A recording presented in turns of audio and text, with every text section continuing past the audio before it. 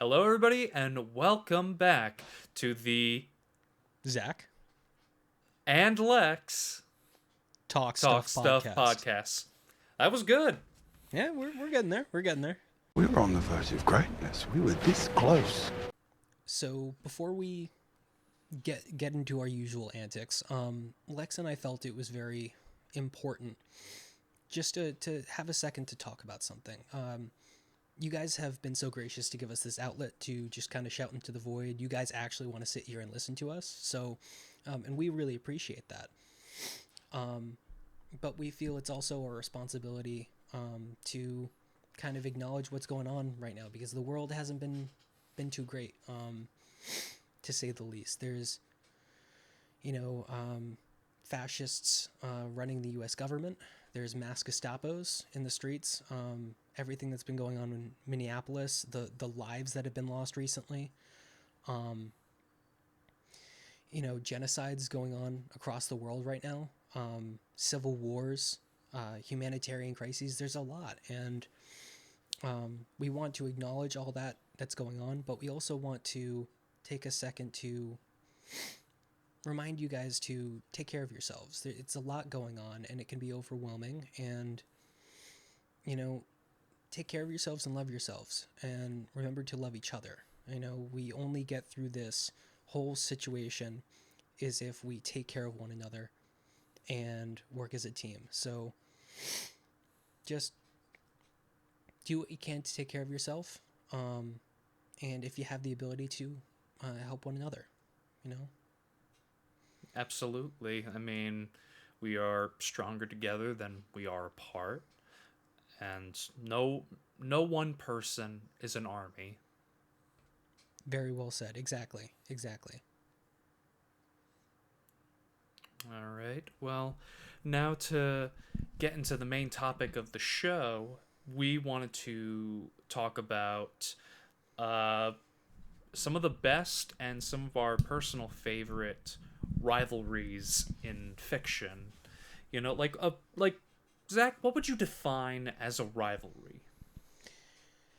It could be anywhere from like just full on hating each other, wanting to destroy one another, to um, you know, could be as simple as like competitors in a sport and anything like that. It could just be it's one versus another at any certain level of competitiveness or fueled emotions.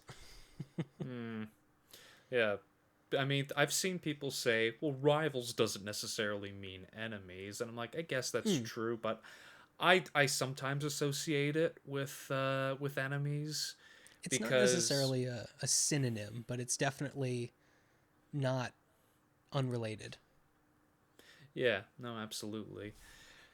But so I feel like a lot of us we wrote our lists today. We feel pretty confident in the lists that we have here.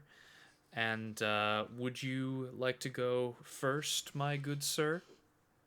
Absolutely. I'll just take a moment to acknowledge that I spilled a little coffee on that cup there, and I looked dripped a little on myself, and that looked very very awkward. So insert meme there. Anyway, um, I don't know. I actually didn't really think of which one I should go with first. Just to jump straight into it, did you have any that you wanted to kick off with? I think we need to go with one of the most famous rivalries in fiction, and that would be Sherlock Holmes and James Moriarty. Hmm. Yeah, that sounds good. Like I haven't read a ton of Sherlock Holmes, but I think I know enough where I can gather like they are two sides of the same coin. They Yeah. are both brilliant, stubborn men in their time, and one chooses to use their intelligence to help people, the other uses their intelligence to stomp down on people. Hmm. And you know, they and the crazy thing is we said like rivalries are not necessarily like hate fueled. I'd Hmm. say that they hate each other, but they also have this mutual respect for one another. Yeah, similar to Professor X and Magneto. I Yeah, wouldn't say yeah, those two people hate each other, but like there's similar to that. It's a mutual respect between each other.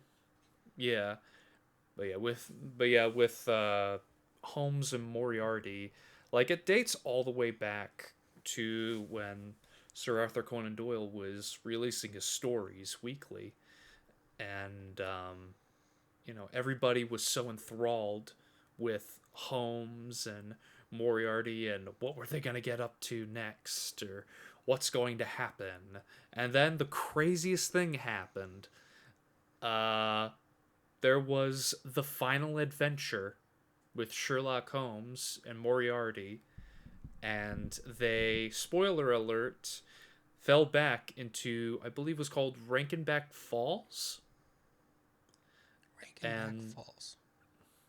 I believe that is the name of the waterfall that they had tumbled over in their final match. To be And honest, I'm familiar with the two characters, but I don't know much of their history. well, I knew about like them falling because it was actually incorporated into one of the last Sherlock Holmes movies that was done uh, with Robert Downey Jr. Mm. Who played Moriarty? Was that Mark Strong? Is that his name? No, No, I wait, don't no, think Ralph so. Fiennes, right? No, it wasn't. Hold on, let me take a look. I might be Sherlock, mixing up the Holmes and Watson movie with John C. Riley and Will Ferrell too. maybe. Sherlock Holmes, Game of Shadows cast. Because the actor that plays Moriarty is somebody. Jared Harris. Jared Harris. I've never seen this man in anything except that. Apparently you Oh, might have. He was in Chernobyl. yeah, I was just about to say I know him from Chernobyl. He was fantastic. He was also in uh the remake of the Poltergeist, Oh and yeah, he was he's in there. Lincoln and a Netflix show Hmm. recently. God, I think it's about that ship stuck in the ice. I forget about it. I forget the Hmm. name. Yeah. But no, But yeah, talented actor. I would say that like Holmes and Moriarty, they are so iconic Mm. that I'd say that there are people that usually compare other rivalries to them, where it's like Holmes and Moriarty always duking it out Oh, and for and sure. really Yeah. going for it. Because I'm sure you've definitely heard that a few times. I don't want to spend too much on this, and the Hmm. next one I'll do. I mean, I'm not going to do the next one. You will, but another. Actually, you know what? How about I get this one out of the way? Another iconic one that I don't want to spend too much time on because we all know it too well. Batman versus the Joker. Oh yeah, yeah. We can touch on that too. Yeah, I mean, what are your thoughts on like Batman versus Joker? I love it. It just has to be done tastefully. I think the Batman animated series did it best, where he was very involved, but it wasn't every episode. Batman Mm-hmm. and the Joker are fantastic rivals, but I don't know, a little too much Joker. Joker goes a little bit of Joker goes a long way, and that's one of the reasons why I like the Batman movie, is because it starts off their first movie with the Riddler. The Joker's in it, and they acknowledge him, but he's not the main bad, and they'll go from there. You know. Yeah, I I think that's DC's problem right now. They oversaturated Joker. Ever since that movie came out, uh, they and We it live won in an a Oscar. society. Yeah, I still maintain that it's a good movie, but Oh yeah. I don't think it's the best movie on the planet. Uh, Mm. but so yeah, I mean, they are also two sides of the same coin. Both born of tragedy in the city of Gotham City. Both had their bad days. One chose to be good, and one chose to be a bringer of chaos. And and I can't off the top of my head list the things Moriarty has done to Holmes per se. It's because I haven't read enough of the stories, but for Batman and Joker, Joker's done a lot to Batman and his family. Oh, Like, absolutely. I remember I wrote a script for my buddy Richie, and so I listed a bunch of stuff from different variations of Batman media. And one thing that was and a few things were listed, like, there's the smiling fish. Uh, that was just to fuck with Batman. The killing of Rachel Dawes, Hmm. the brutalization and murder of Jason Todd, the Yeah, I was just paralyzing about to say if we don't of touch on that one. of Barbara Gordon. Hmm. Uh, let's see what else. I mean, I also referenced a few other things like how in the Arkham games, you'll hear conversations of his like henchmen saying like, "Well, Joker from my initiation, he wanted me to kill my sister to prove I could do things for him." So they're like, "Did you do it?" "Hell yeah, did I never like that bitch anyway?" They're like, "That's cold, man." And another person was like, "Yeah, Joker told me the same thing. I told him I didn't even have a sister, but he said just to do it. So I just ran over the first bitch I saw." I'm like, Jesus. Like the evil, the insanity of Joker. There's so many great Joker stories, but like we said, Joker is better if you use him sparingly. Hmm. You Yeah, it's know? very. Joker is one of the villains I put him in the same group as Darth Vader, where less is more. You know, Mm-hmm. where Joker is more can be overstimulating and annoying when there's too much of him. Mm-hmm. When with Darth Vader, it's like if you show too much, then it's not as scary. Taking away Yeah. that effect. Mm-hmm. Um, Funny that your first two kind of match what my first two would be. So if that's okay, I'll jump into my first two. Now go ahead. So my first I have is Victor Frankenstein versus the Creature, and I think that is one of the most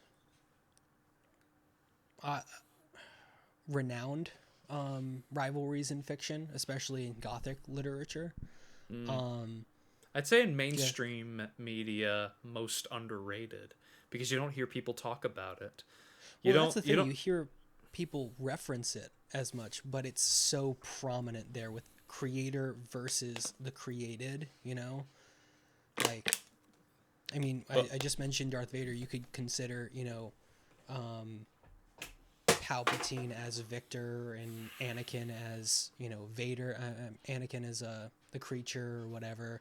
yeah, There's so many references to that in media, but sometimes it's a little overdone. But I yeah. love that rivalry because there's just so much substance there from the creature's Mm-hmm. perspective and Mm-hmm. Victor's perspective. I won't go too in detail because we just had an episode talking about that. Yeah, yeah. Um, but I think that's just one of the most prominent, one of my favorite out there, Mm-hmm. especially since neither of them are fully in the right either. Like, Mm-hmm. so I love that one. Also, apologies for the sniffles as I'm recording. Getting over a little bit of a stuffy nose, but why I say it's funny is because your first one is a literature reference, and then your second one is a comic book reference. My second Yeah. one is Superman and Lex Luthor. Um, I think that one's similar to the Joker. Mm-hmm. Has to be done right. Lex Luthor. I was not a fan of Lex Luthor from Batman versus Superman. I Oh, mean, that neither just was was. I. It was giving off like Riddler vibes or something. Mm-hmm. Um, but I think when done right, it's one of the best rivalries because there's like the one I just stated. There's a lot there. Superman's looking to do his best and be the best person he can be and help humanity. He's not looking for any reward back. And then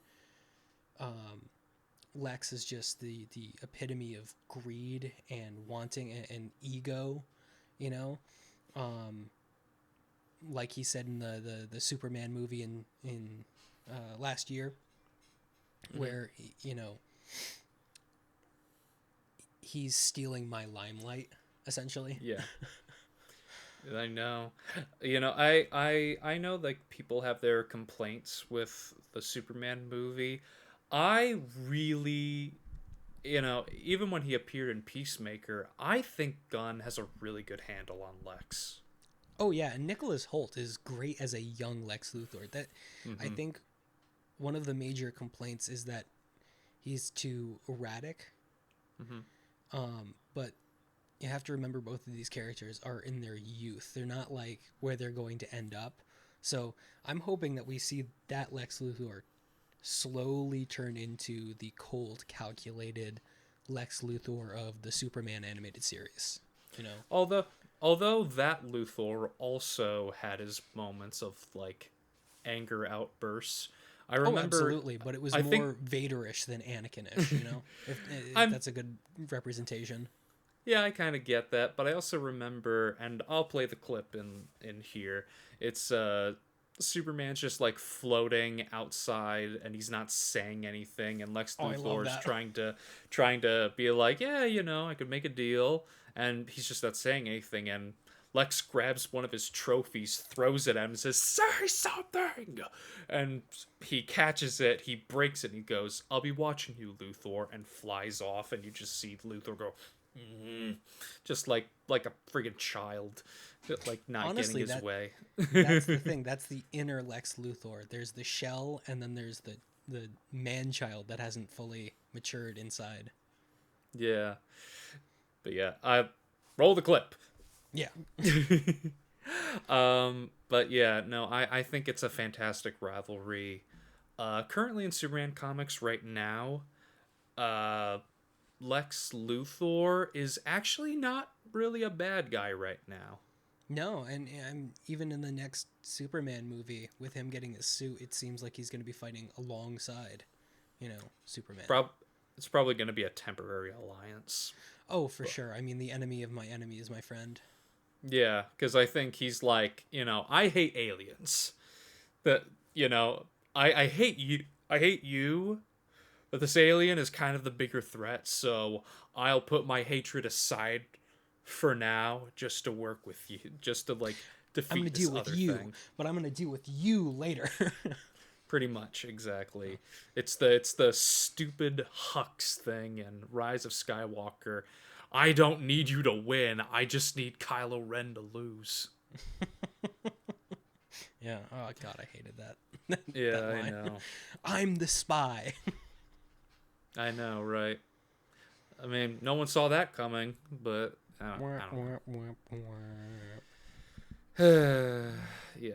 Well, but so yeah, I first two are really good picks, especially Victor and the Creature, especially since I remember reading the books and reading the last 20 pages of like Victor and the Creature in the ice, and Victor cursing the Creature's name near like the cold waters of like ice and snow, and cursing him in the night, and the Creature's just stalking him, mocking him. That's something that I'm like, ooh, that's cool. Why can't I see more of that? Like that's the thing. That's what I wanted more in the movie. I feel like that's my only criticism with the movie. I would be fine with an extra 20 minutes if we got to see a rival, like more the rivalry continue for another 20 minutes and then the ending. Give me more of that. Yeah. But yeah, that's my only complaint. I know what your complaints are. Oh, yeah. Well, what's funny is we talked about like Star Wars. That leads me into. Do you want me to go into this one? Yeah, go for it, and then I'll jump into mine because looking at the list that you sent me, we're pretty aligned for ours. So. Yeah, I know, right? It's kind of scary. yeah, my next one, and I think you'll appreciate this one as well, and that is Obi-Wan Kenobi and Darth Maul. That's a really good one because Obi-Wan's like master of rage baiting because he taught Anakin how to rage bait, and then Yeah. Maul is just like I love that scene in Clone Wars where Maul's like, the only reason why I've stayed alive is purely by my hatred for you. And then Maul's just, Obi-Wan's just pretending not to remember him. Yeah, I know. I know. It's the I'm surprised you have forgotten me after I killed your master and you left me for dead on Naboo. It is you. Like Obi-Wan for a second, like his Questioning swashbuckling it. persona, his swashbuckling persona kind of drops for a second and he's brought back to Naboo. He's like, "It is you." Like he's kind Yeah, of yeah. scared. He's kind of Shell-shocked. he's kind of scared for a second and he's like, I've beaten you before and I'll do it again. And I like your legs. They make you look taller. I know. It's it's Obi-Wan's way of coping. He uses humor, which I think is why I like him so much. But so I but yeah, like it's a rivalry we didn't think we'd ever get because people wanted more Darth Maul. Uh but then he died in Phantom Menace. Well, I And a mean, lot how of do you people introduce a character like that and then immediately have him die off and then only have him, touched on in Legends where it's either prequels to Phantom Menace or that one comic where he comes back and tries to kill Obi-Wan on Tatooine? Oh yeah, no, and I believe that there was one where a Maul clone tried to kill Vader in the Legends Yeah, or it was something. I think it was a trial, and then Vader was beating Maul, but like it was like a close second. Maul was gonna get him, and Vader, I think he's pretty damaged, and Maul goes to kill him, and he's like, "Who do you hate so much that you're able to defeat me?" And Vader says, "Myself," as he stabs himself in the stomach and then kills Maul behind him. Nice. Yeah, I'd say it's impressive from Lucas and Filoni and company, and especially Sam Witwer, creating this rivalry that no one thought was going to happen. I thought Maul came back in Clone Wars in one of the coolest ways possible. When they announced he was coming back, I was like, oh, I gotta watch that episode. And I did, and I was not disappointed. I was very happy with it.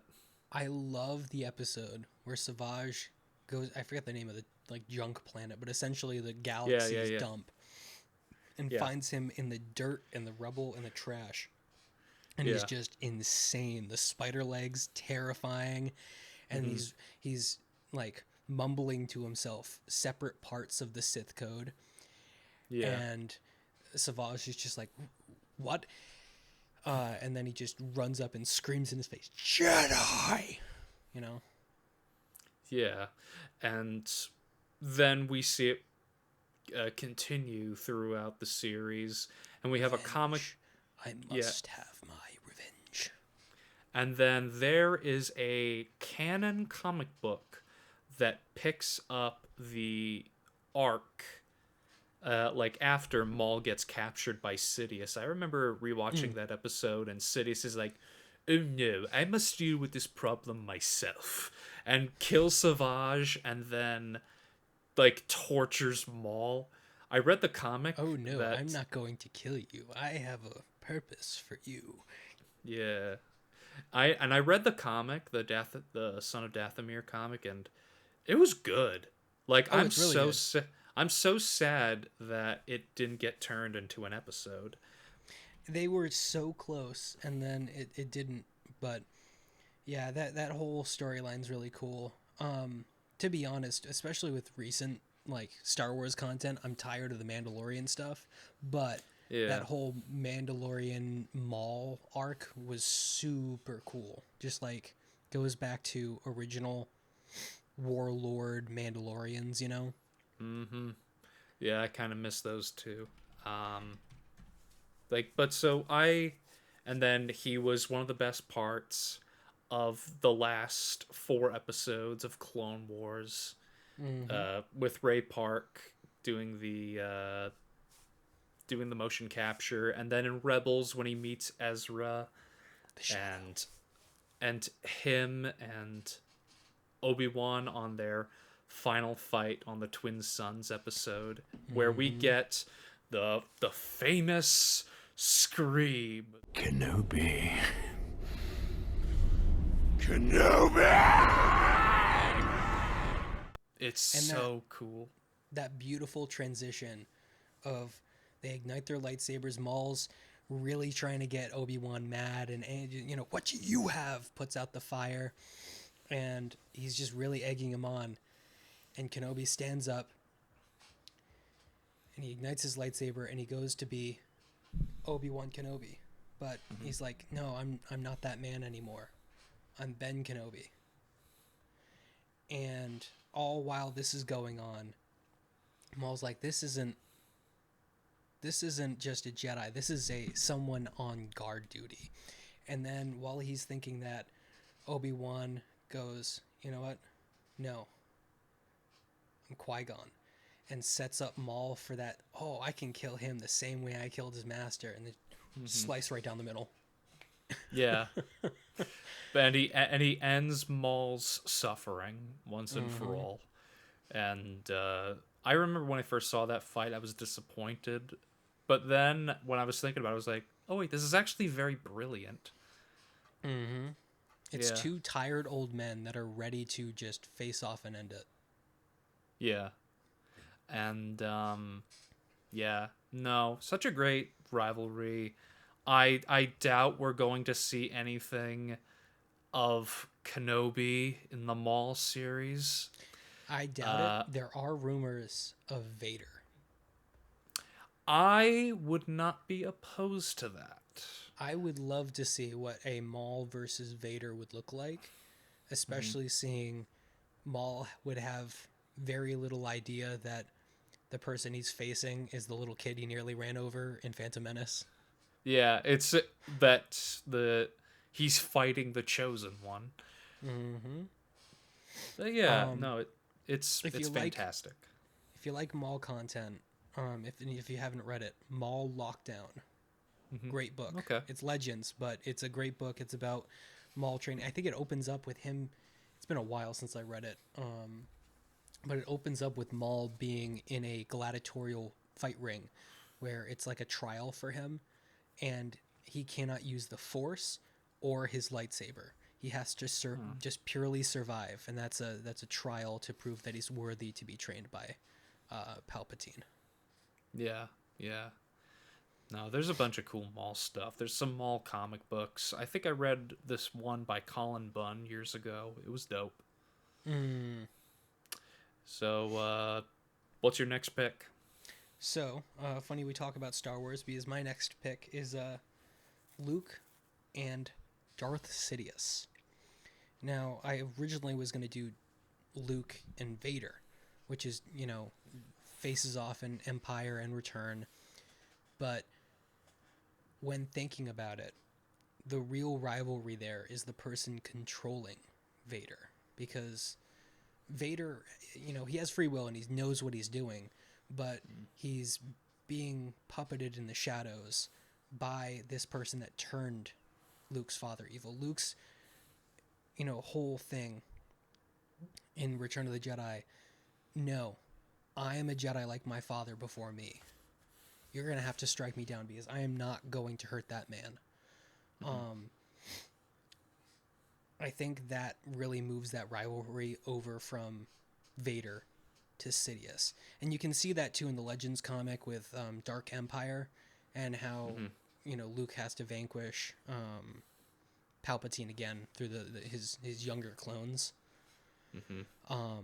But I think it's just a very interesting transition from the real villain in the original trilogy, from Vader to Palpatine,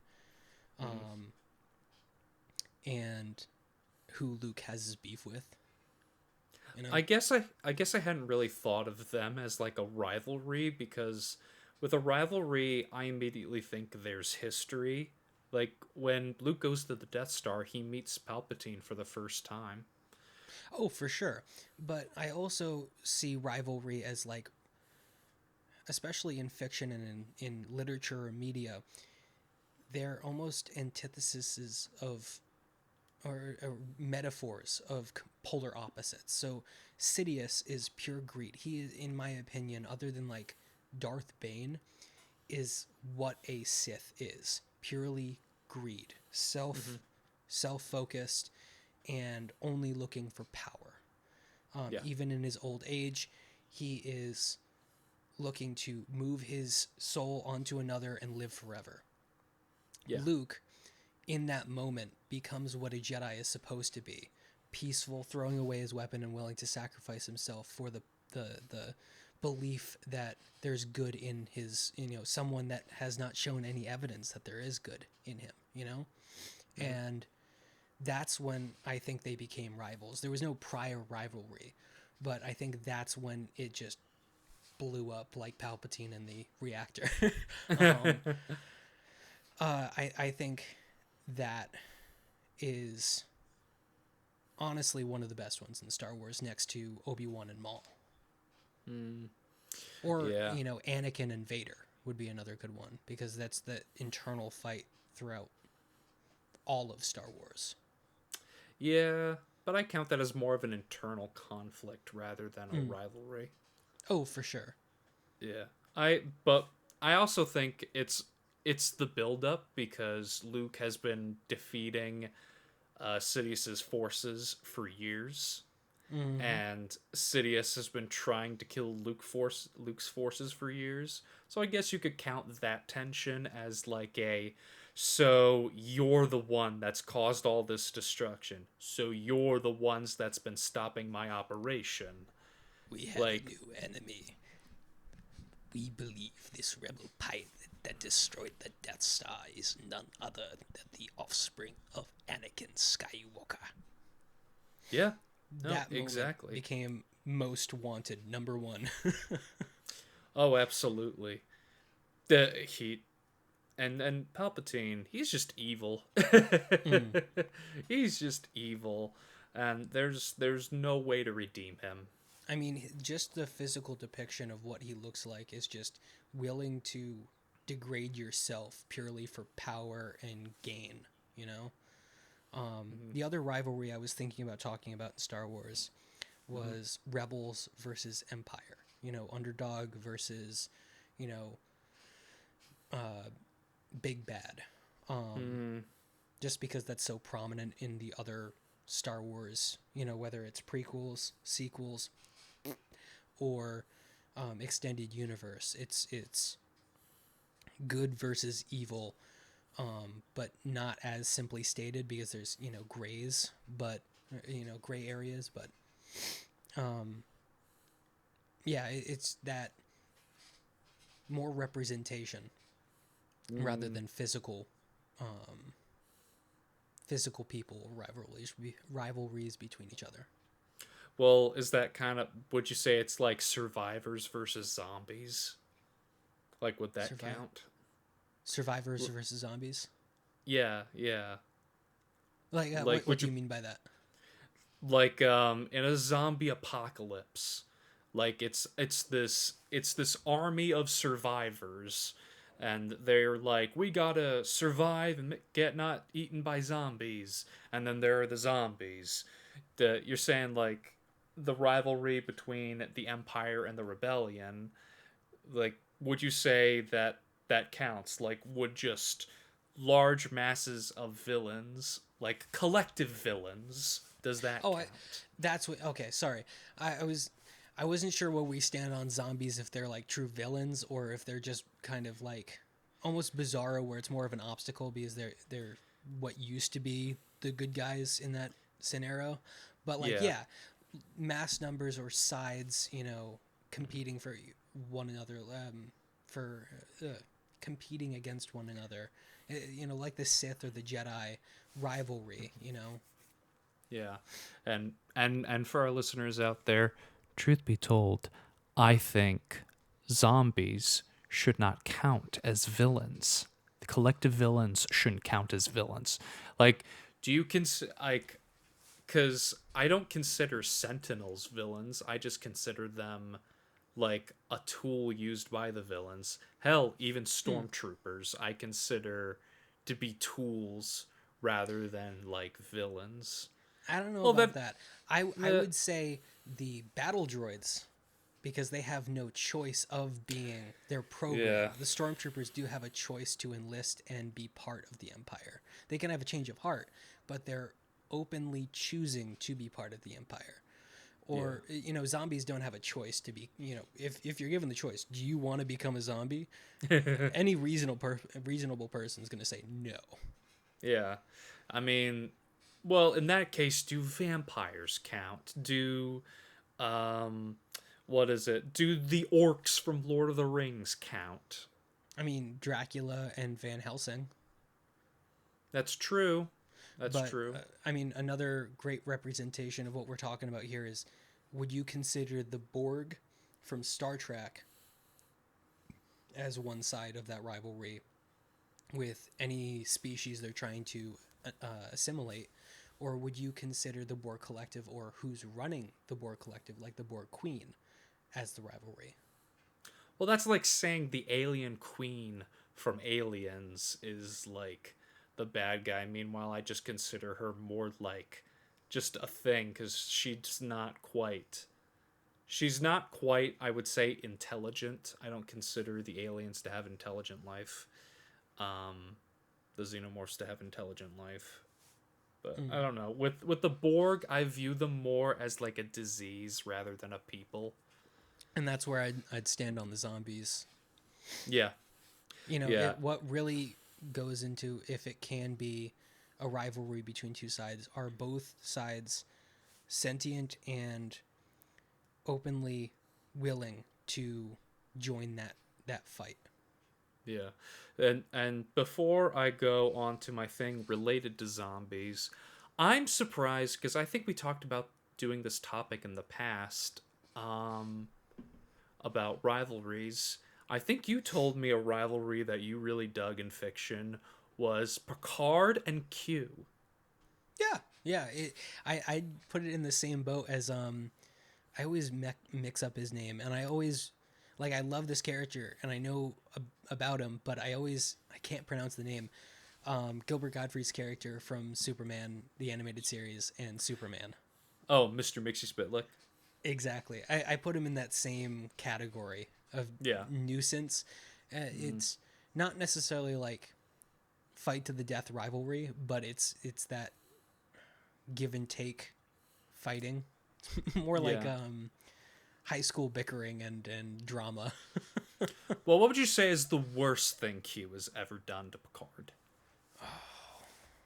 It's been a while since I've rewatched the original, not the original, the Next Generation. But I mean, the first thing that came to mind was his first appearance where he put the humanity on trial. Oh, yeah, I think I remember that. Was it the Renaissance one? No, it was like the apocalyptic future in between modern time of the show being made and Oh, yeah. the Star Trek, timeline. Oh, yeah, yeah. No, I need to watch that show all the way through. Next Now that Generation is by far, I think, the best Star Trek, for in my me, opinion. you know what I'm gonna say. I am a sucker for Deep Space Nine. You know. Oh, I guess I another rivalry that counts there is the Bajorans and the Cardassians. Because Wait, the Cardassians enslaved the Bajorans. another good rivalry from Star Trek, the Vulcans and the Romulans. Yeah, yeah, that's true. Let's see. Oh, not to mention Kirk versus all of the Klingon Empire. He Mm. hates them. And you can see him if have you seen Under the Undiscovered Country? The sixth Star Trek movie when he's meeting with the ambassadors, you can see him seething with hatred, being like, I can't believe I'm in a room with all these freaking Klingons and I just want to beat the shit out of them. I'll And never forgive I will never forgive them for the death of my boy. I think that's where Kirk and Picard really differentiate the way they behave around the people around them. You know. Yeah. I see it as like Kirk is like Hal Jordan and Picard is Jon Stewart. Yeah, yeah, it's fair. That's fair. Yeah. But yeah, my next rivalry that I'll get into, and I haven't seen this rivalry all the way through yet, but I know a lot of stuff that happens. I'm in the midst of watching it. Is in The Walking Dead, Rick Grimes and Negan. Like, I'd say I was gonna originally say Rick Grimes and the Governor, which is another good one. How much of The Walking Dead did you watch? Oh, I want to say one of the last episodes I watched was after Rick's wife gave birth and died. Oh, you stopped in the middle of the prison arc. Yeah, yeah, I did Yeah. not watch much past that, and I want to Oh, say that was back in high school or middle school when I was watching that. oh, dude, the prison arc is like the best of the show in my opinion. But yeah, and around the prison arc is when the governor shows up and he's like, I offer sanctuary, and like he puts on a friendly face, but he's like incredibly two-faced, and he like tortures people for fun, and he's he's very sadistic, and like there's something incredibly sick with him. Like he's definitely insane, and he is the antithesis of what Rick's trying to do. He's like, I don't want to rule you by fear, otherwise I'm gonna be like you. And then we get to season 5 Rick, where he's kind of ruling by fear, but he's not like a bad guy. He's just kind of a I guess an anti-hero, I would say. I'd say Rick becomes like an anti-hero as time goes on. And then when we think he's like the toughest shit, he runs into Negan, who has the resources. He has the army. He comes in, and you know what Negan does, right? I'm sure everyone in your high school talked about it like mine did. I remember seeing the videos on social media of someone's head getting caved in with a bat covered in barbed wire. Yeah, do you care if I spoil? Yeah, you go for it. I mean, it's been how long? Yeah. So Negan, he captures everybody, and he's threatening to kill someone. And he's like playing psychological warfare with Rick beforehand, and then he brings him in, and he's like, well, to make an example, somebody's got to die. So he does eeny, meeny, miny, mo, da da da da da da. And then he's like, I choose you. And he caves in Abraham's head, who was played by Michael Cutlass, who is also a pretty good Lex Luthor. And so just kills him. Abraham's last words are "suck my nuts," which is pretty awesome. As his head is getting caved in. Then someone punches Negan. Oh, it was oh my gosh, Daryl. And then he's like, "Ugh, what did I just say? Just for that, I gotta make another example." And so he bashes Glenn's skull in, and then he like brings. I remember that being pretty. Yeah. Oh yeah, it is. His eyes bulging out of his skull. Yeah. And his last words are, Maggie, I will find you. It's so sad. Yeah. And then Negan grabs Rick, he tosses him in the RV, tortures him for a bit, makes him like fight for his life against a bunch of walkers, and basically makes him feel like a dog running errands. And then he threatens to like kill Carl, but he's like, well, either I kill Carl or you're gonna have to cut off his hand. So like, and so it's just this thing of like, do it or I'll do worse. And and he's about to cut off Carl's hand. And he's like, wait. I didn't think you were actually gonna do it. See, there's that loyalty that I'm looking for, that fear in your eyes. You're mine now. And Wait, that's exactly what God did to some poor guy as he was about to kill his son. Yeah, Yeah. That's some evil shit right there. Yeah. And so Negan just, like, he is a menace. He's a menace. He also brainwashes everyone in his group to be like, I am Negan. There is nothing before me. Like, he derails their individuality. He has you on like a hook. If you hail Plankton. Yeah, pretty much. All hail Plankton. Yeah, and exactly. And he also has like 17 wives. Basically, he's like, I get to fuck whoever I want because I'm the king. And like he just takes over places and rules by fear and makes examples. And just Rick is just cooperating because he doesn't want anyone else to die. But there's this seething hatred for Negan, especially. Well, I'd also say Negan and Maggie have a rivalry because Negan killed Glenn, and Maggie's like, all I want to do is just kill you, Negan. And it even like seethes into her son, like Herschel. Like because Herschel grows a resentment for Negan as well. They try to redeem Negan, which is something that I'm like, I know that's coming. I know that's what's going to happen in the show because I'm in the middle of season 7. But I'm like, I don't want to see Negan redeemed. Like this is I heard one about that, and I was like, I don't know how you go back from like all that you just said. 17 wives, absolute piece of shit human being, like worst of the worst, guilt tripping, brainwashing, torture, murder, just absolute awful person. How do you redeem that? Yeah, even the governor was pretty bad too. Like he gave Maggie the impression he was gonna rape her. But I don't think Negan did that. I mean, doesn't matter. He's still like is forcing these women to be his wives, have sex with them, which I guess is a form of SA. I don't know. Absolutely, if there's a force in there, yeah. Yeah, that's true. That's true. I'm also thinking about it, and I say that he can't be redeemed, and then, I just talked about how Vader was redeemed or whatever, but Negan's a whole other level. Yeah.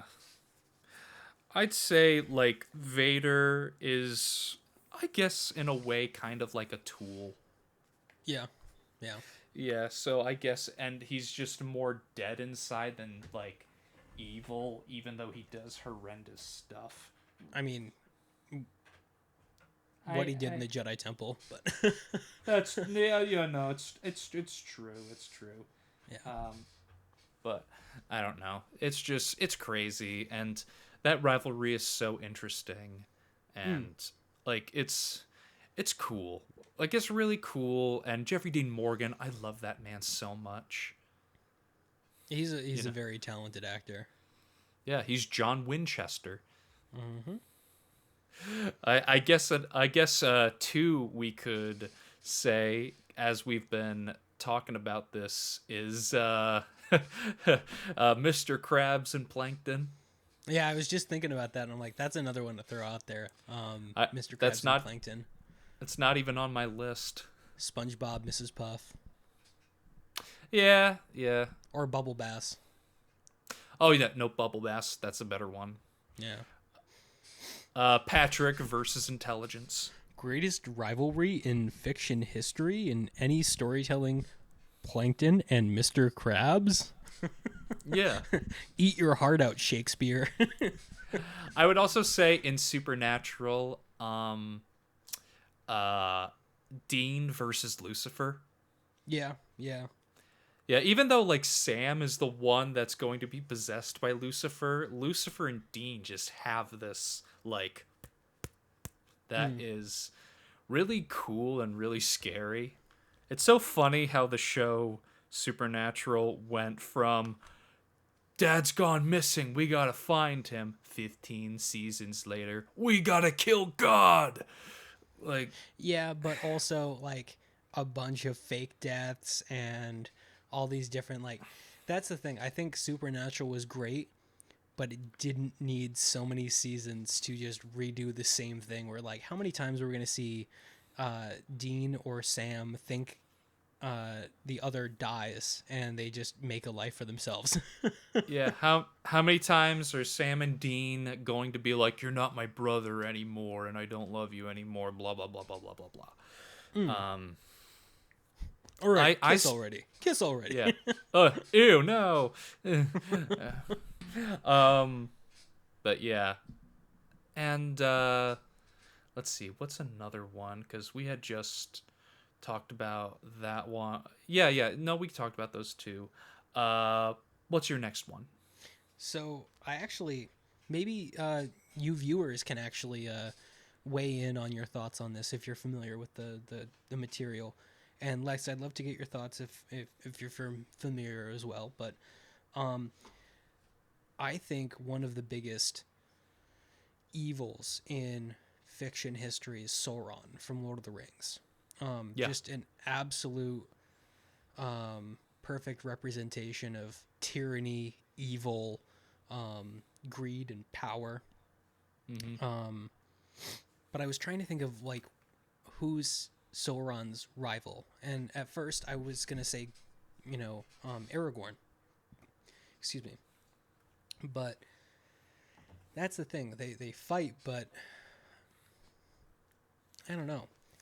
It didn't feel right. And then I wanted to say Frodo because, the littlest acts of good can absolutely obliterate pure evil. That's, all it takes is a little bit of sun to shine through the clouds.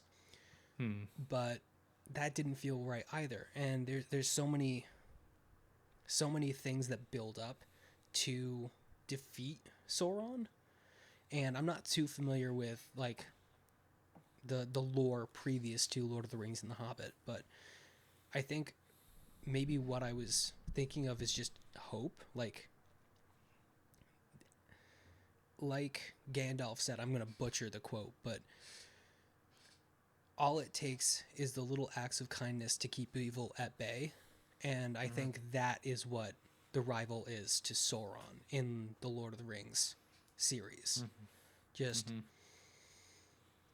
I don't know, the communitive good that fights back against tyranny and evil. Yeah, I'd probably have to say so. I have not read the Silmarillion. I want me to. I want to read a bunch of Tolkien. The Hobbit is on my list of books to read this year. Oh, I love it so much. I will be reading a bunch of Tolkien this year because I really, really want to get into that realm. I feel like it's a realm I never really explored until my adulthood. So the nerd alert. I was a very awkward and nerdy child. And it shows. Yeah, I know, right? You totally wouldn't believe that. I'm kidding. I got a copy of The Hobbit from my grandfather, and I have it to this day. It's in bad shape, but inside has the map of Middle Earth, and I remember trying to teach myself how to read the alphabet to understand the map and everything like that. And like I would do that in the middle of reading time in middle school, and I'm like everyone's reading like Moby Dick and the Hatchet and everything like that, and I'm just over here like, oh, I gotta learn how to read Elvish, No, that's awesome. I don't know how to speak any language. I'm not too good at English. But yeah, that's what I was thinking about Lord of the Rings wise. The only other thing I can think of in that universe is Sam versus Gollum. yeah, I consider that a rivalry, especially like By the way, I've been seeing this thing making the rounds of people being like, Gollum ate babies, right? And I'm like, I can believe that. Yeah, he looks like a baby eater. You know. Yeah, like he looks like he's eaten people. I'm not. Oh, for I sure. Yeah, I like wouldn't doubt it for a second. You know. I feel bad only because he's not in his right mind. That doesn't excuse all the terrible things he's done, but like I think I it's don't know. a. I honestly think that's a pretty good rivalry because Sam, although knows and sees what's going on, like Gollum trying to sabotage things and his interior motive, from the start, he was just absolutely awful to Gollum. Like, Gollum is trying to help them, and he's just like, nah, I Yeah. hate you. I hate you. Yeah. I mean, I get where Sam was coming from, but I think if he hadn't been so antagonistic, I maybe they would have been in a different position. Who knows? I don't know. Oh, no, for sure. But at the same time, too, if he wasn't so cautious around Gollum, then the story could have ended very differently. Mm-hmm. And then Oh Gollum, yeah. just like the moment he finds out he's got the ring, gotta like absolutely destroy these two people's lives. Yeah. Yeah. No, absolutely. Um but yeah, good pick. Want me to do another one? Absolutely. I guess this counts because uh this is one of my favorite movies of all time. And I guess I hadn't really thought of it as a rivalry until recently, but uh Obi not Obi, sorry, Sheriff Brody and Jaws. Oh, yeah. Yeah, I could see that. Yeah, I mean, Brody is seeing like people eaten in front of him on like his watch, and he's doing everything in his power. And then on the boat, like the Jaws kills Quint, and Brody and Quint and Hooper were forming like a brotherhood in the middle of that scene, and then Jaws is just like stalking them, going after them, trying to fuck shit up, and Mm. it's mono on mono. Like the fate of two lives are in the hands of one exploding tank of oxygen, Mm. and it's awesome, I would say. And I know they do more Jaws movies, and uh they imply it's like, oh yeah, it's Brody's family just going up against a shark again. And so it's just this rivalry that's going to continue again and again and again. But so, yeah, I mean, what are your thoughts on it?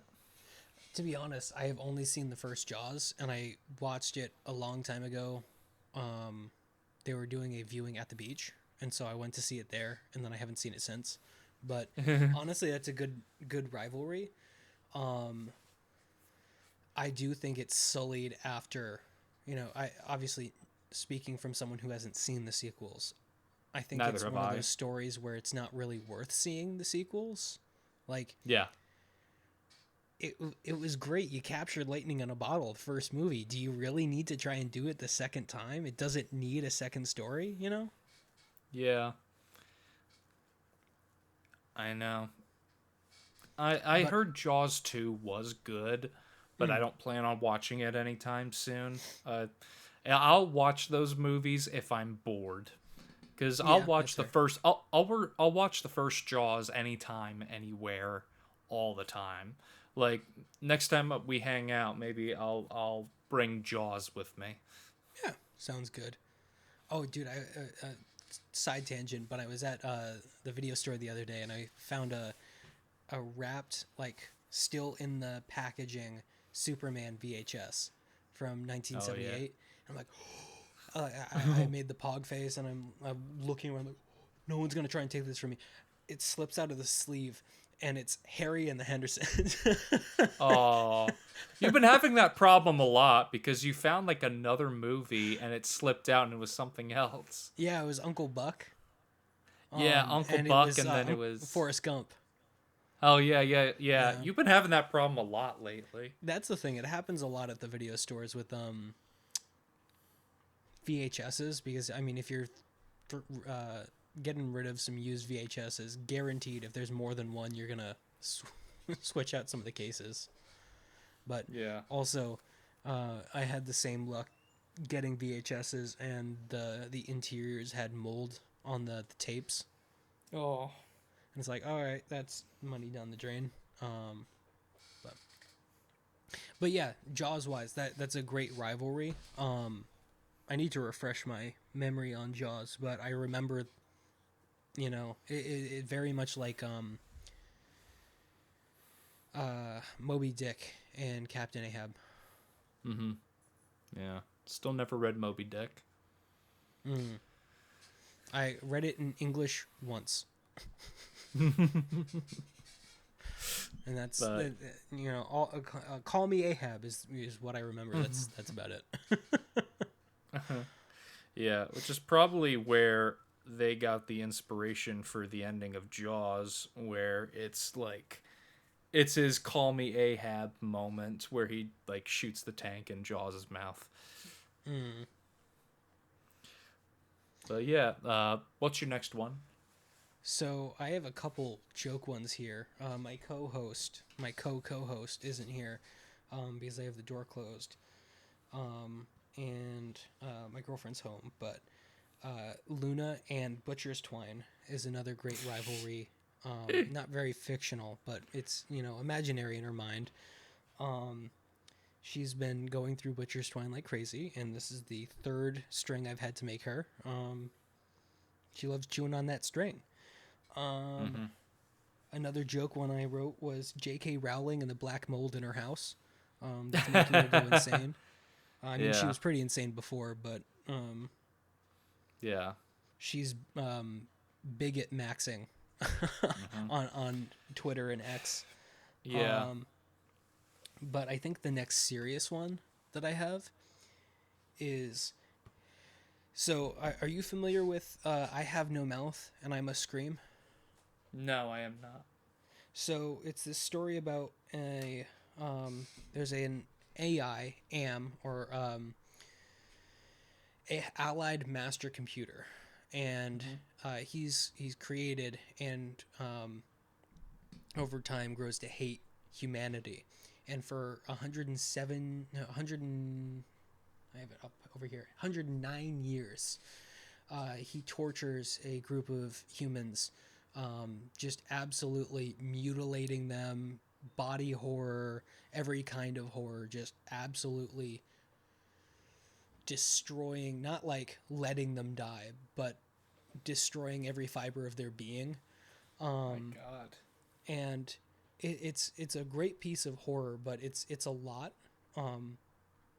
For warning for anyone going to read it or looking it up, but I think a great rivalry is I think it's been a while since I played it and read it, but Ted is who created Am, and Am hates him most of all. And there's this beautiful monologue, or not beautiful, but like very well written monologue in this story about I'm gonna butcher it, but there isn't a word in any human dialect that perfectly describes how much I hate you. Through my billions and billions of hardware and wires that run all over the surface of this place. Not 1/1000th of that is able to express how much I hate you. Wow. And it's just, it is almost what you'd imagine Maul is saying to Obi-Wan. Yeah. Or what Obi-Wan and Vader said in Kenobi. What have you become? I am what you made me. Mm-hmm. But I'll have to play the If you want to play the clip, go ahead. But if not, I'll play it for you after after we're done here. All right. The hate I feel for humans at this micro instant. Hate. Hey, can we stop down for a minute? Just pause things. I just need to use the bathroom real quick. Absolutely. Are we gonna? All right. Should we keep the recording going? We can just cut it later. That way, we're not out of sync. Sure. Yeah, I think that's a good idea. I'll be Cool. quick. Sorry about this. You guys are stuck with me while Lex is in the bathroom. If you guys have been seeing me drink this, I covered the label, so company title is covered, but this is the yummy drink I've been drinking, and then I had coffee, and I've been I spilled that on my beautiful little nice huge stain cardigan over here. Also apologies for the squeaky chair, but just a little side conversation while Lex is in the bathroom. I hope all of you have been having a good day so far, and like we said before, not much great stuff going on in the world right now, but I hope that you yourself you're doing okay. And just hang in there, I hope brighter days are coming, and we're happy you guys are here. The world is better with you in it. So with that being said, leave a comment for what we should talk about next time Lex goes to the bathroom. We'll have our own little secret group here, and Lex will only discover this when he is editing. So don't say a word when he gets back. Hopefully he's not hearing this as he's playing on speakers or anything. But this is our secret. Shh. And also leave some comments on what you guys want us to cover in the next episodes, because we're always texting a little bit before to plan ahead. And we'd love some thoughts. We cover a lot of pop culture stuff, but if you want us to hear, talk about music, or I'd love to do an episode on some different music genres. That would be fun. But yeah, love to hear from you guys, and hope we're not boring you and my squeaky chair and stuff are bothering you folks. But yeah, you guys like my little journal where I keep notes for the podcast? It's Minecraft. Yeah. How about them Minecrafts? That stuff is great. I haven't touched it since COVID, but they got like copper in that now, or little gnome guys. What do they do? Organize my stuff. What'll be little weird dudes touching my things? I don't want that. You guys play any games? Tell us about some of the games you've been playing. As an adult, I find it very difficult to find the time to sit down and get lost in video games like I used to. Like, I think the last one I got lost in was Elden Ring. That one was fun, and I wanted to play Night Rain, but I don't want to pay for multiplayer. I've got it on Xbox, and then it's like, when am I gonna find the time in between work and stuff like that? So, if you guys have any fun video game suggestions, either Steam or Xbox, love to hear them.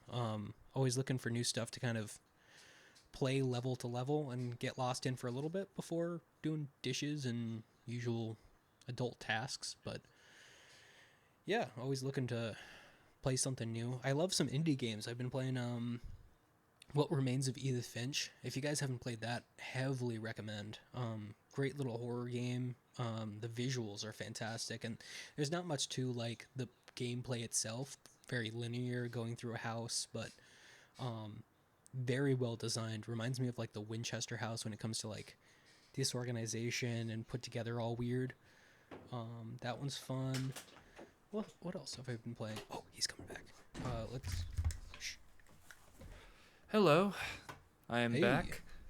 Welcome Sorry back. about that. Sorry about that, folks. I think we should be okay right now. Yeah. So we're going a little over to little over more than what I thought we were going to be. But I do want to do these last three. Yeah, And go for it. I'm then- all set on my list, so you go for them. Oh, I thought you had a couple more. Nope. So I'll. Oh, what about your Caesar and humans? Oh, I completely skipped. Okay, yeah, I'll talk about that as the last one. Yeah, you go for your couple, and then I'll talk about that one.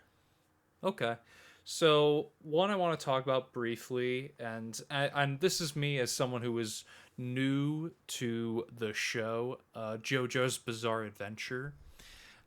If I didn't highlight this, some of our audience listeners would be like, "Hey, how come you didn't mention?" Oh, nope, I did. I mentioned it, and that would be JoJo, any of the Joestars versus Dio Brand.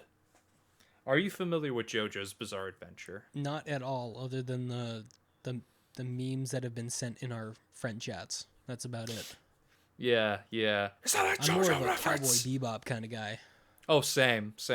But from the JoJo's Bizarre Adventure episodes I was watching, so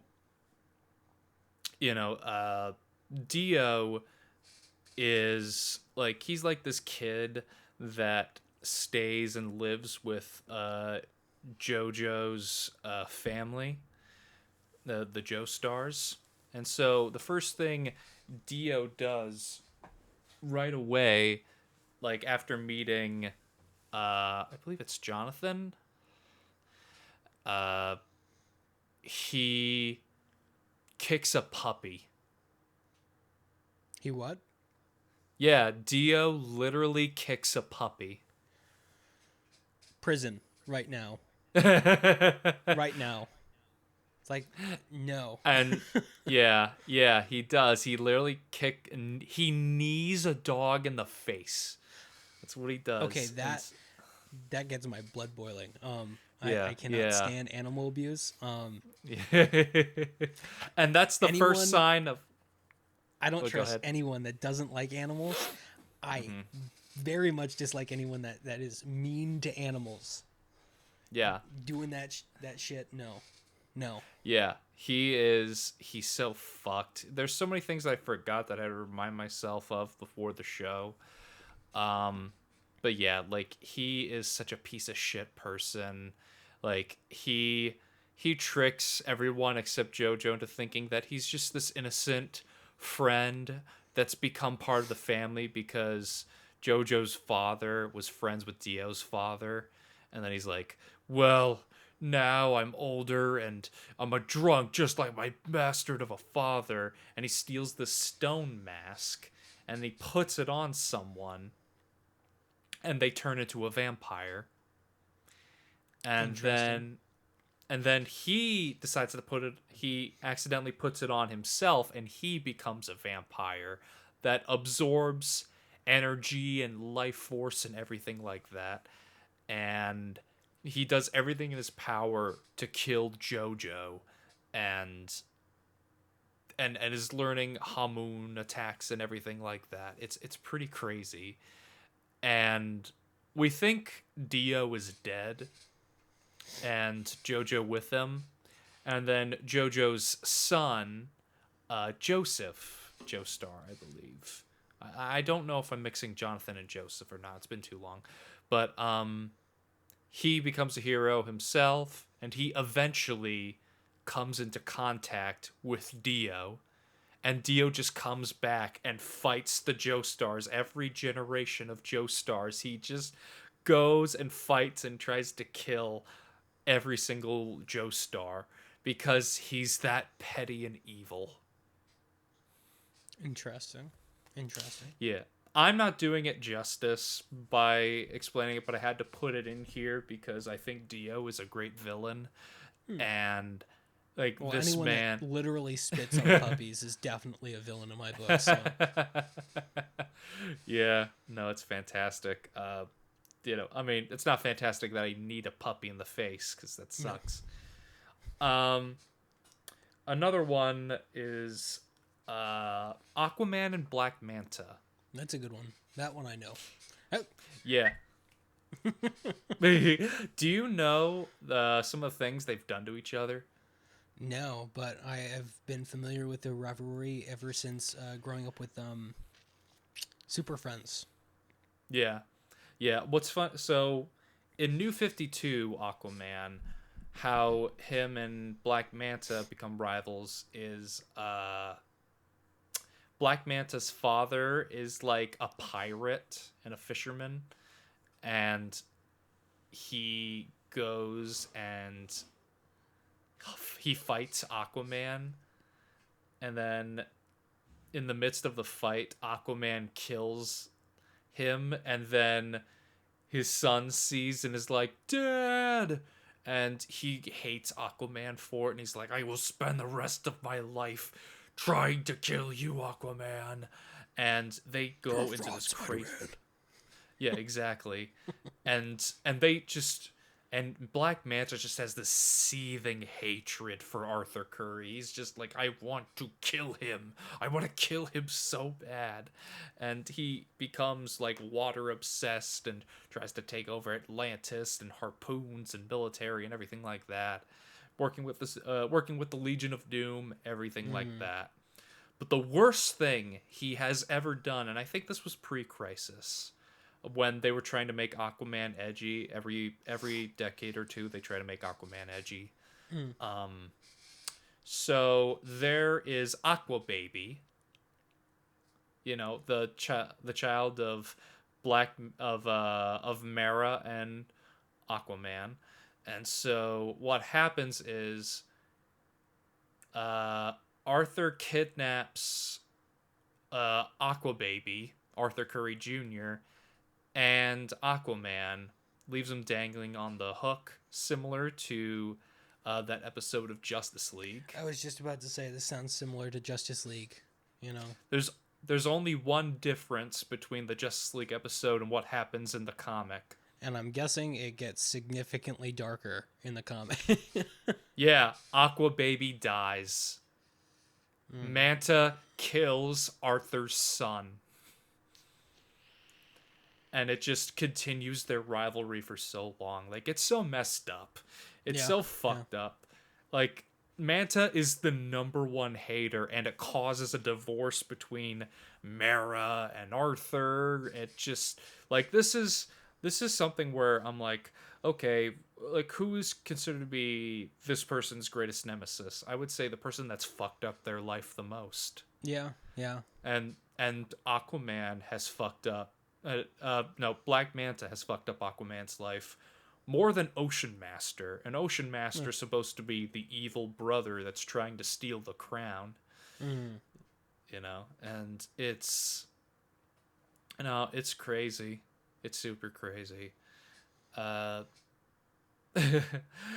People were so afraid that was gonna happen in the new Aquaman movie.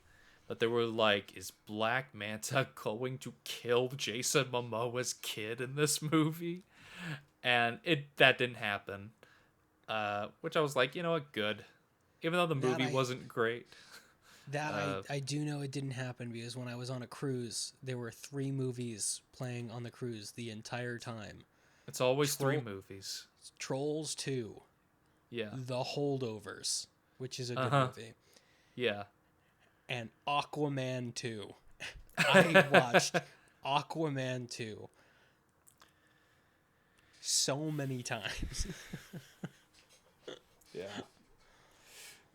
A friend of mine, a podcasting friend of mine, Mario, he said he was on a trip and they played 3 movies again and again. It was like Cars 2, Paddington 2, and Avengers Age of Ultron. And so he saw Paddington 2 like 5 times. And Paddington, he was all 2 is the correct out. choice. I mean, it is. I mean, he didn't want to watch it. He was waiting for Ultron. He was like, it's good, but I don't think I can watch it 5 times in a row. I'm like, fair enough. Even though I think Paddington 2 is excellent. Oh, yeah. But so, yeah. And my final one, and this is kind of my magnum opus. Optimus Prime and Megatron. And this is one I know you're not too familiar about. You're not the biggest Transformers fan, not because you don't like it, just because you've never really gotten into it. Excuse me. But yeah, like Optimus Prime and Megatron, those two are always fighting. They're always going at it. One believes in peace and the freedom uh, and and and and and the pursuit of, you know, true happiness. All that is good. Yeah, all that is good, and Megatron wants control and fear and to lay waste to anyone in his way that's not like him. Like he is they are complete and utter opposites. And they have been fighting for like millions of years. There's versions where they were friends. There's versions where they kind of knew each other. And then there's versions where they first meet and on-site rivalry. I know of their relationship from the Transformers 1 movie, but that's about it. Yeah. Well, I'd say the Transformers 1 movie has a very good version of their rivalry.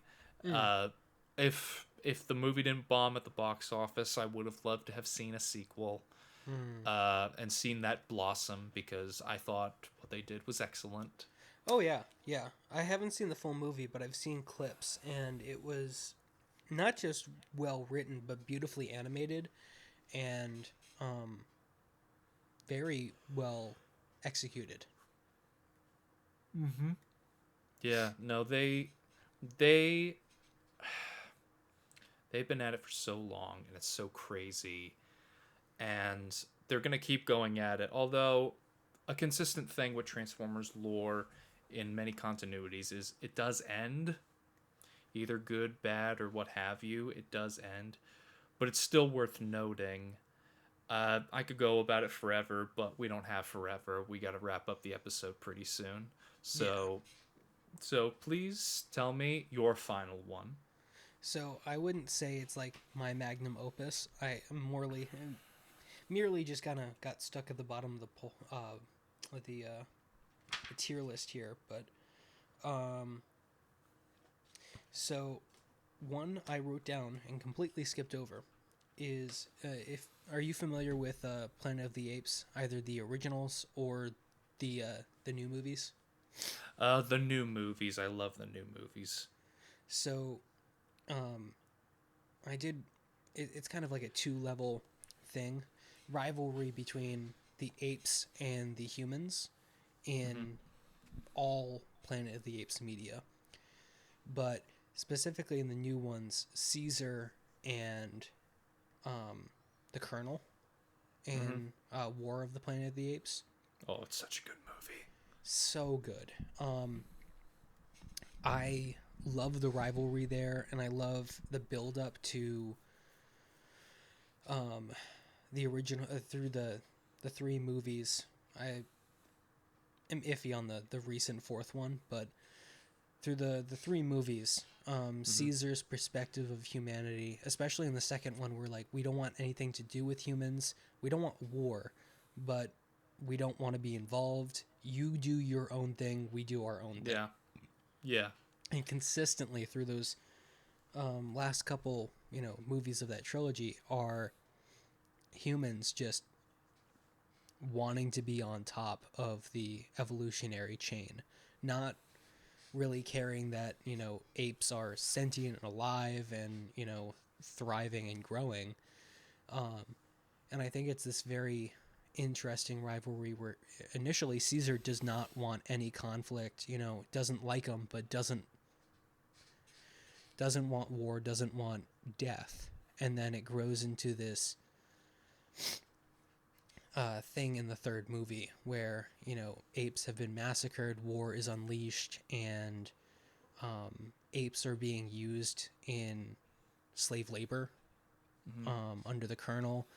And you slowly piece together that what made the apes sentient is de-evolving humans, and that ending there with the Colonel, where he's not capable of even picking up his weapon to go out his own way, as I'll say, because we're posting this on YouTube. But that rivalry, not just between apes and humans, but Caesar and the Colonel, and Koba and the humans is also really interesting too. Yeah. I And always loved that. For a period of time, for a period of time, Koba and Caesar. Yes, that rivalry too. I'm surprised I didn't jump to that first. I didn't even think about that, but like Koba is just such a well-written character, and I love that interaction between Koba and Caesar, where Caesar's just saying, "Let the humans do their work," and then Koba looks at him and he's like, pointing to his scars all over his body, "Human work. Human work." You know, this is what the humans are working towards, and it's I think it also shines a light on, you know, no matter what we might think we're working towards, what we're really doing to the world around us. Yeah, absolutely. You know, and Koba, when he dies, it sticks with Caesar for a little while, because in the the next ghost of movie, Caesar? War, the ghost of Koba, which is kind of Koba, freaky. yeah. When he's, I mean, it's Oh. kind of freaky. If I saw, like, if I was sleeping and I saw Koba standing over me, I'd be like shitting myself. I'd be like, this is worse than The Conjuring.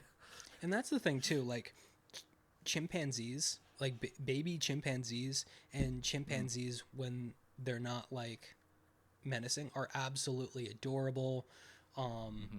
I love watching videos of chimps interacting. It's just so interesting how their like hierarchy work and everything like that. But Koba is terrifying. Yeah. Just that like stare is hits to the core, and that what Koba does, what he's willing to do to, you know, start that fight between human, that first shot that rings out, and of course it's with Caesar, you know. Yeah, yeah. You know what it kind of reminds me of? Circling back to what I was saying about The Walking Dead. It's kind of like Rick and Shane. It's Caesar and Koba, Rick and Shane. Yeah. Which That rivalry I remember. Yeah. Can't protect your Red. I'm a better father than you, Rick. I'm like, Let me tell you yeah, something, Red. sure. Yeah, exactly. Well, you know, I feel like there's so many other rivalries we could name. We have to do a part two. Absolutely, we're definitely skipping a bunch, and I'm sure we'll, you know, any viewers here that have any ideas about, you know, other rivalries we should talk about, absolutely drop them in the comments. We'd love to hear what your favorite rivalries are, what your thoughts are on what we talked about. You know, definitely requires a part two. Absolutely. We'll probably get a guest for it. I was just thinking it would be fun to get a third person in here and hear what they're able to come up with. Absolutely. There's Dr. Doom and Reed Richards. There's Sonic the Hedgehog and Dr. Eggman. Spider-Man, Green Goblin. Yeah, Spider-Man, Green Goblin. What else? You know, there's so many that I'm not. Peter Griffin and the Chicken. Yeah, Peter Griffin and the Chicken. Let's see. Homer Simpson and Bart Simpson. Mm-hmm. No.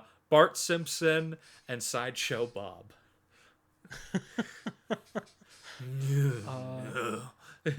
Let's see here. Charlie Brown and that football. Yep, pretty much. No, Snoopy and the Red Baron. Oh yeah, that's a good one. Dick Dastardly and Victory. Tom and Yeah. Jerry. Yeah, Tom and Jerry. Yeah, no, the list goes on and on and on. There's people that say Batman and Superman, and I'm like, I don't consider that. I don't know. Because It then could be a level of rivalry. That's the thing. Rivalry is such a broad word, because it could be anything from a competition between each other, which would fit Superman and Batman at sometimes, and then it could Yeah. be like pure enemies. Yeah. But so, yeah, I think let's wrap up the episode. Thank you all for listening. I hope you enjoyed it, and we intend to try to do 2 episodes a month, but we've also just been busy.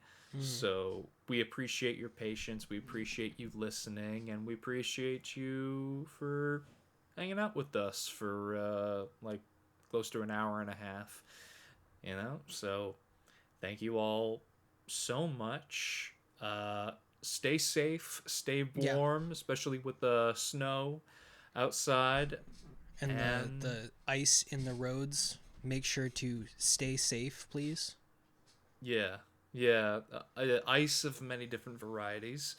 But yeah, just be safe, be cautious, and be good to one another. So Be safe. Yeah, exactly. And remember, the world is better with you in it. So please take care of yourself, because we want you here. absolutely. All right. Well, goodbye, everybody. Have a nice day. See you guys later. All right. Bye.